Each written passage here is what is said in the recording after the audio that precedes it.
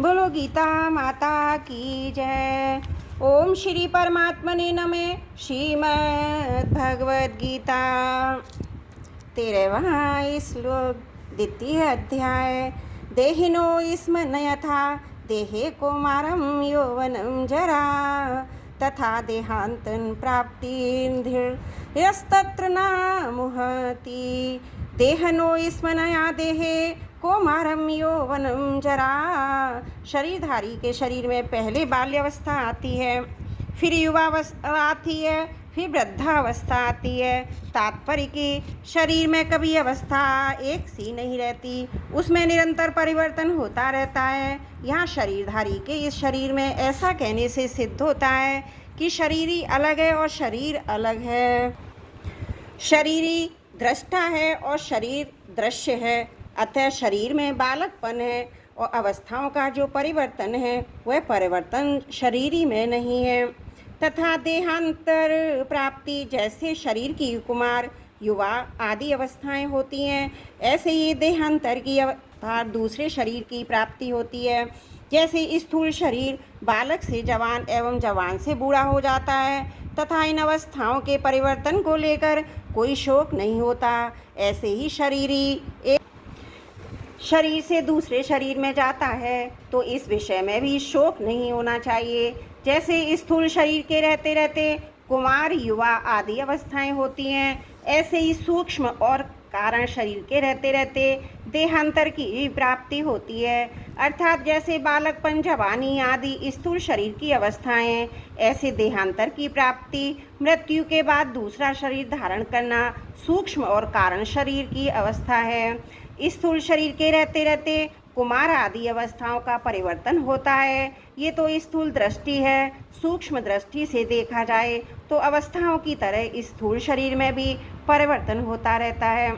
बाल्यावस्था में जो शरीर था वह युवावस्था में नहीं है। वास्तव में ऐसा कोई भी क्षण नहीं जिस क्षण में स्थूल शरीर का परिवर्तन ना होता हो। ऐसे ही सूक्ष्म और कारण शरीर में भी प्रतिक्षण परिवर्तन होता रहता है, जो देहांत रूप से स्पष्ट देखने में आता है।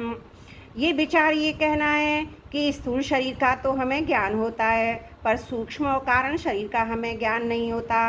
अतः जब सूक्ष्म और कारण शरीर का ज्ञान भी नहीं होता तो उसके परिवर्तन का ज्ञान हमें कैसे हो सकता है। इसका उत्तर है कि जैसे स्थूल शरीर का ज्ञान उसकी अवस्थाओं को लेकर होता है, ऐसे ही सूक्ष्म और कारण शरीर का ज्ञान भी उसकी अवस्थाओं को लेकर होता है।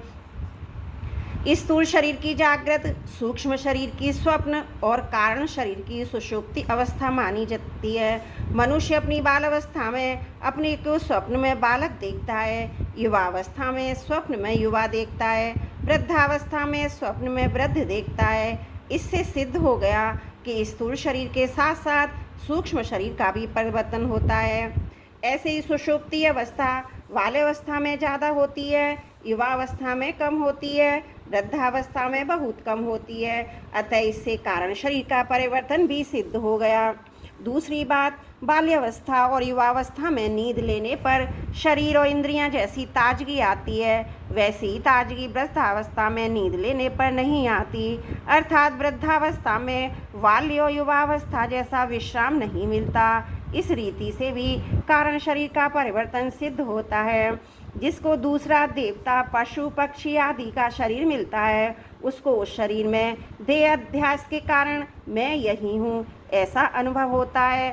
सूक्ष्म शरीर का परिवर्तन हो गया, ऐसे ही कारण शरीर में स्वभाव प्रकृति रहता है। जिसको स्थूल दृष्टि से आदत कहते हैं, वह आदत देवता की होती है, पशु पक्षी आदि की होती है, तो कारण शरीर का परिवर्तन हो गया।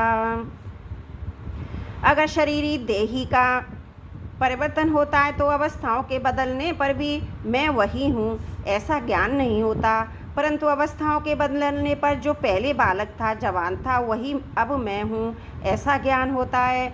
इससे सिद्ध होता है कि शरीरी में अर्थात स्वयं में परिवर्तन नहीं हुआ है। यहाँ एक शंका हो सकती है, शरीर स्थूल अवस्थाओं के बदलने पर जो उनका ज्ञान होता है, पर शरीर उपरांत की प्राप्ति होने पर पहले के शरीर का ज्ञान क्यों नहीं होता।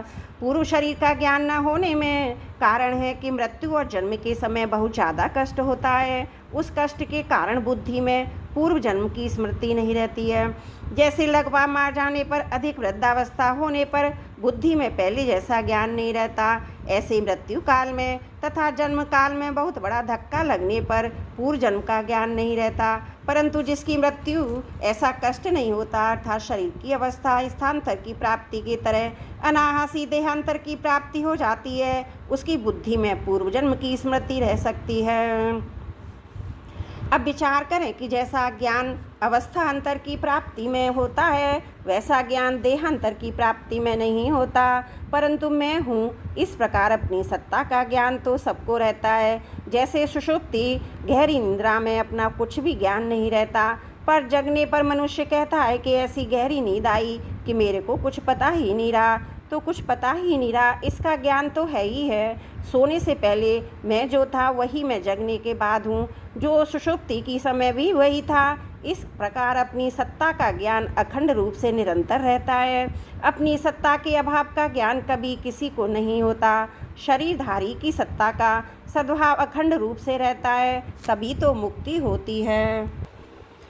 और मुक्त अवस्था में वह रहता है। हाँ, जीवन मुक्त अवस्था में सबको शरीर अंतरों का ज्ञान भले ही ना हो, पर मैं तीनों शरीरों से अलग हूँ, ऐसा अनुभव तो होता ही है। धीर सत नामुहति, धीर वही है जिसको सत असत का बोध हो गया है। ऐसा धीर मनुष्य उस विषय में कभी मोहित नहीं होता जिसको कभी संदेह नहीं होता। इसका अर्थ है नहीं कि उस धीर मनुष्य को देहांतर की प्राप्ति होती है। ऊंच नीच योनियों में जन्म होने का कारण गुणों का संग है, और गुणों से संबंध विच्छेद होने पर धीर मनुष्य को देहांतर की प्राप्ति हो ही नहीं सकती। यहाँ तत्र पद का अर्थ देहांतर प्राप्ति के विषय में नहीं है, प्रत्युत देह देही के विषय में है। तात्पर्य है कि देह क्या है, देही क्या है, परिवर्तनशील क्या है, अपरिवर्तनशील क्या है, अनित्य क्या है, नित्य क्या है, असत्य क्या है, सत्य क्या है, विकारी क्या है, अभिकारी क्या है, इस विषय में मोहित नहीं होता। देह और देही सर्वदा अलग हैं, इस विषय में उसको कभी मोह नहीं होता। उसको अपनी असंगता का अखंड ज्ञान रहता है।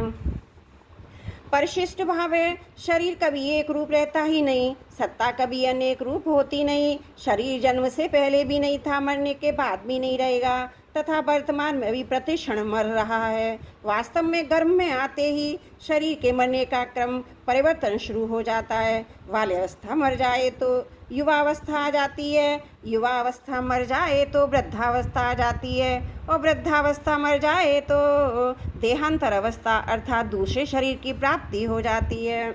ये सब अवस्थाएं शरीर की हैं। बाल, युवा और वृद्ध, ये तीन अवस्थाएं स्थूल शरीर की हैं, और देहांतर की प्राप्ति सूक्ष्म शरीर तथा कारण शरीर की है।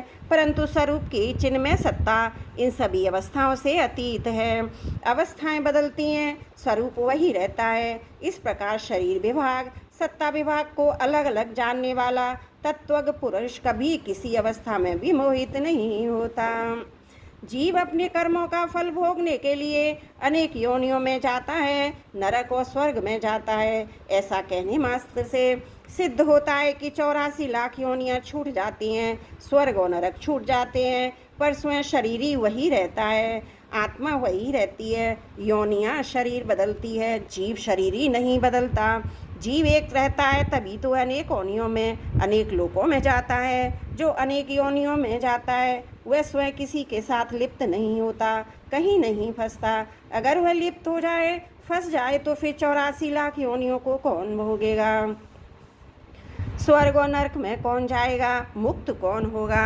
जन्मना और मरना हमारा धर्म नहीं है, प्रत्युत शरीर का धर्म है। हमारी आयु अनादि और अनंत है, जिसके अंतर्गत अनेक शरीर उत्पन्न होते हैं और मरते रहते हैं। जैसे हम अनेक वस्त्र बदलते रहते हैं, पर वस्त्र बदलने पर हम नहीं बदलते, प्रत्युत वे के भी ऐसे ही हैं। गीता दूसरे अध्याय का 22वां श्लोक में ऐसे अनेक योनियों में जाने पर भी हमारी सत्ता नित्य निरंतर ज्यों की त्यों रहती है।